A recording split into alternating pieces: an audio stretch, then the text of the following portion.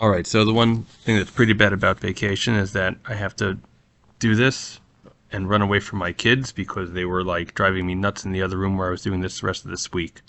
Hopefully you'll hear me, and let's get started. So we started off with inverted rows. This, we just use a regular progression, nothing fancy here.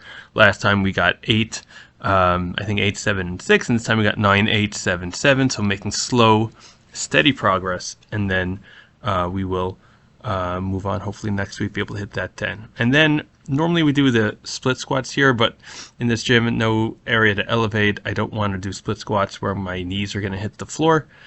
Just don't want to hurt them. And the big thing that I wanted to get was a good knee bend. I almost thought about doing Smith machine squats or walking lunges, but then I found this machine that allowed me to get a really, really good knee bend all the way there. I wish all my squats kind of looked like that in terms of how low we're going. And since this was a quad focus movement and it was stabilized, I decided to use this. I did 2 sets of 9 reps at 70 pounds. I don't know how much the leverage are. That was just 70 pounds of weight that I had added to it. Probably could have pushed more, but because there was no like additional safety other than the Smith aspect on that leverage machine, I decided not to. Then we moved on to lat pull down, narrow grip neutral. We were already anyways at 135 pounds. That's what the program called for, so this wasn't any modification in the program.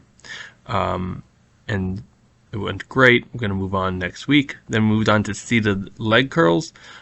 Interesting machine. We did first 70 pounds for 12 and then 75 pounds for 12 and then my reps 5 to 4.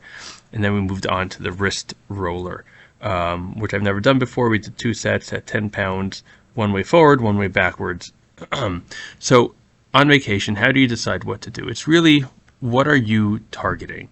Right? And then you take a movement that's similar enough to what you're targeting. So for example, with split squats, now technically split squats will target the quads and the glutes, but my main focus, at least the point that I'm trying to do for, is quads. So that's why I replaced it with one of those squats. Let's talk about wrist curls, since they didn't have the dumbbell weights I needed. So this is something new.